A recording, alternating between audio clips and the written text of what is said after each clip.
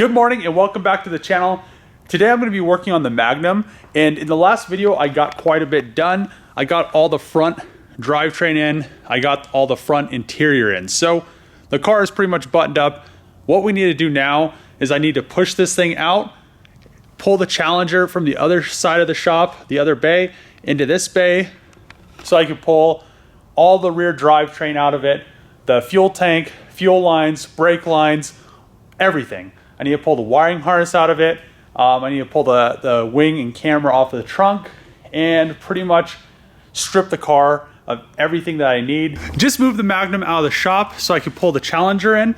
Before I do that, I need to move the Volvo. What I'm gonna do is move the Volvo back to where it was right over here. So then I can swing the Challenger out with the forklift around here, put it back on the lift, and drop everything else that I need. So actually pretty much just get the car 100% completely stripped, and then I'll just go out in the yard. But seeing the Magnum out there is, man, look at that thing. With the wheels and everything, it just looks so much better. The back wheels are awful.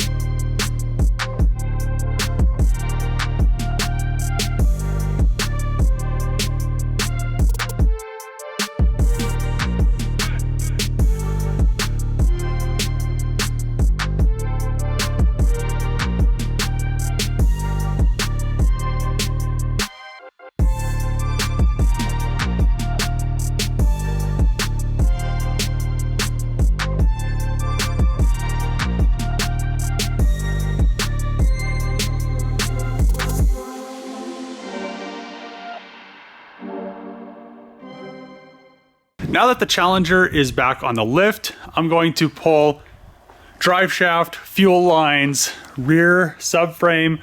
I don't have the key for the wheel locks, which is an issue. So I need to pull the whole assembly off. And what I was talking about before, you can see that the SCAT pack has the yellow. I think those are Bilsteins, but this one took a nice hit.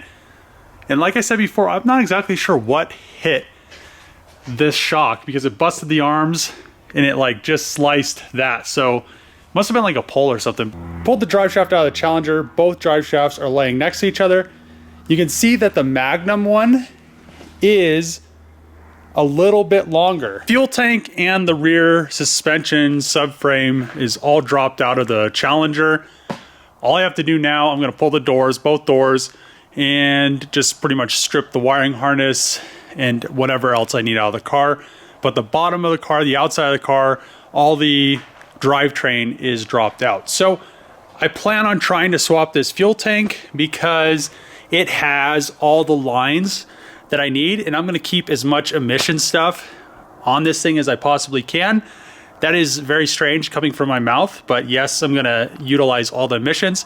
This will actually probably pass better emissions than when it was in 08, even though it does have a V8. The Magnum is now back in the shop. The Challenger, it was a lot of work to strip the car, and it always seems like it takes longer than you think. Even though the car was pretty much stripped as it was, pulling wiring harnesses out of cars is a very big pain. So the wiring harness is right there. All the seats are pretty much in that area right there. I have the speakers, some random stuff. There's a curtain airbag. The Magnum doesn't have any curtain airbags, so I don't have to put that in because it wouldn't bolt up to anything anyway. So I'll probably have to delete the airbags that aren't actually in the car. I think you could do that through the airbag module. You can pretty much select which ones that are there. So I'll have the driver wheel, the passenger airbag, and then the seat airbags. And I think that's all that this car came with. So since it's an 08 and since it's such a like a base model. So the other stuff, there's the drive shaft. These are the old cats. There are the new cats. The rear subframe is right here. I need to eventually, I'm gonna have to get the key for these wheels. I went to Dodge and they told me to kick rocks. They're like, oh yeah, you could buy a whole set. I was like, well, I have the key on my wheel. I need to get it off. They're like, oh, well, we can't do that. So that was before I took it to the my Hellcat to get messed up. But yeah, I need to figure out where to find a wheel key for this. Just finished removing the passenger side wheel and the fender liner. As you can see, everything in here is also the same. It has a hole for the wiring. It has all the mounts for the charcoal canister, so I could directly bolt the newer style 3-hose charcoal canister.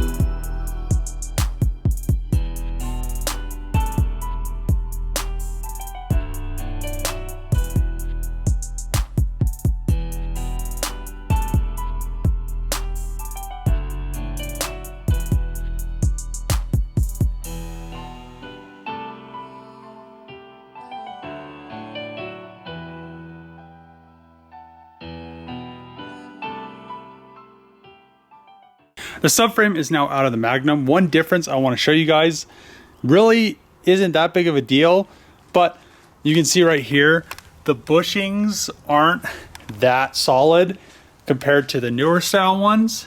Also, if you're going to use the Magnum subframe, you're gonna have to put a bushing into the subframe, or you could just do solid bushings. Kind of depends on what you want to do, because probably the Hellcat slash SCAT pack, any of the V8 cars are probably the same, but they use the wider stance bushing. One of the guys helped me lift the Challenger fuel tank onto the tires. It is ready to go into the car. One thing that I did notice was on this side, the driver's side, there isn't a hole. So on the driver's side, this sensor right here, it's probably like a purge sensor, goes to the fuel. Here's the fuel filler neck right there, and then to the fuel tank. So I really just have to drill a hole, just like the one over here. So this side already had one, which is kind of weird. You think they would have left the hole on this side instead of using a whole different piece of sheet metal.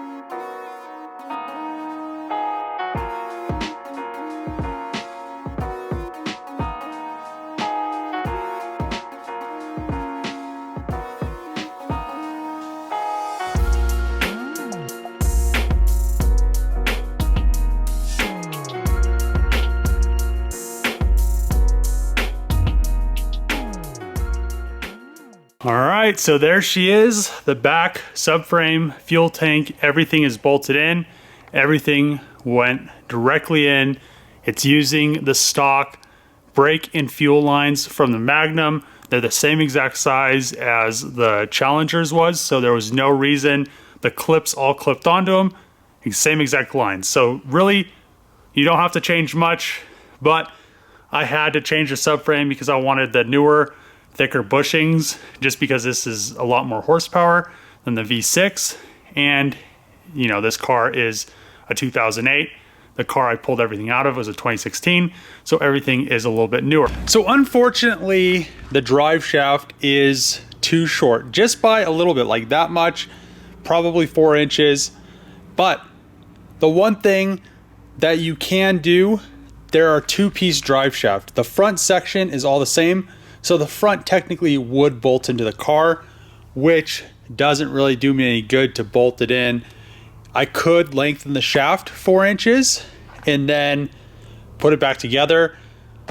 I'm not exactly sure, but I'm looking for a charger drive shaft ASAP, as well as the brake lines and everything for the front. So that is something I'm looking for. But back here, I probably should have done this when it was on the ground. One thing that you're probably gonna want to do before you actually put the subframe in, if you do a new subframe, this arm right here, you would think Dodge would be smart enough to know to put the bolt in through this side and the nut on the other side. I do not understand why companies do stuff like that. So I'm gonna drop the subframe down again, just enough so I can get that bolt out on both sides and then stick it through this side. So just in case ever in the future I have to put arms or something on this thing, or if I do adjustable arms, I could, you know, I don't have to drop the subframe to do it. That is gonna be the end of the Magnum video. We ran into kind of a little hiccup, stripped all the arms off the Magnum subframe. Everything was going very, very well. Then I set them next to the old arms off the Challenger.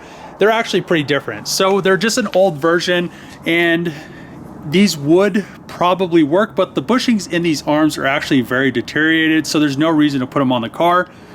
So at the end of the day, there's no reason to put them on the car. The one thing to note is these two arms are aluminum, and on the Challenger, they're steel. So I don't know, I could get new bushings, put new bushings in those, and then have aluminum arms, but since I'm buying one arm, I might as well just buy the normal Challenger one. This shock right here is pretty similar, but pretty different. On the base, on the SCAT pack, it's kind of thin. I think those are Bilsteins, but yeah, I'm just gonna get a new shock for this side, get the new arms. I need 3 arms. I need this arm right here, this one right here, and then I need this bent one next to the bad shock right there. And once I have all that, this thing will have the wheel and everything back on it. The one issue that I'm not exactly sure, the knuckle could be bent, but there's no way to tell if it is until I get it on the alignment rack. So once it's on the alignment rack, we'll know. It doesn't really look like any of the bushings are deformed, so I don't think it's bent, but there's no way to really tell. Another issue, the drive shaft is too short. Obviously the Challenger is a 2-door, the Charger is a 4-door, this is a 4-door. I need a Charger drive shaft. The front part of the shaft, this is a note, is exactly the same for all the cars. The back is just longer. So other than that, I need an ABS pump and brake lines, which the ABS pump is on its way. I thought it was gonna be here today, but it looks like it's gonna be here Friday. Shipping companies, they're always a nightmare to work with. The brake lines, I could have gotten everything that I need for this car had it running driving today, but the only yard that has it is an LKQ yard, and as everybody knows, LKQ doesn't sell any braking components. So they have an ABS pump, they have the lines, they have a drive shaft, they have all the arms I need. Well, since I can't get the lines and the ABS pump, there's no reason to get the rest of the stuff from them, because I can get all of that stuff from Dodge for about the same price. So at the end of the day, I really want to get this thing running and driving, but I can't do that without brake lines, and I can't do it without an ABS pump. So unfortunately, today, this thing isn't going to drive in this video. Next week, this thing will be driving, and we'll actually be able to do some burn offs and stuff. So it'll be pretty exciting to, you know, it's a really short period of time. I could have had this thing done today, but you know, parts. It's building stuff, waiting for parts is always the biggest thing. It looks so good with these wheels on it. Just the fitment, the flares, the wheels fill out the flares now. It has Brembo calipers, it has big brakes. This is just like the it's not, I'm not going to say it's the ultimate wagon. The ultimate wagon would be a demon swap in one of these with like, I don't know, with like 1,000, 1,300 horsepower or something, which I plan on getting this thing done, and I want to actually sell it, get a Hellcat charger, or get a, you know, whatever the new charger is, maybe get a demon swap or something, twin turbo it, and then have like a 1,300 horsepower Magnum later on. But this thing is also going to be pretty sick, because it's going to be close to 500 horsepower. I think this makes like 490 something torque and like 475 horsepower. I'm not exactly sure, but yeah, this every day this thing looks sicker and sicker, and the build on it is going extremely fast. It's all bolt in. It seems like a lot of people were very surprised that you could bolt everything into this. There are very, you know, minute differences, but at the end of the day, it's a very simple swap. Anybody could really do it. If you really don't even need a lift, but a lift and probably a week of time, and you know, a charger and a Magnum, and you'd have a really sick wagon. So I'm going to end the video here. If you like these videos, make sure to click the subscribe button, throw a comment below, give the video a thumbs up, and as always, see you guys tomorrow.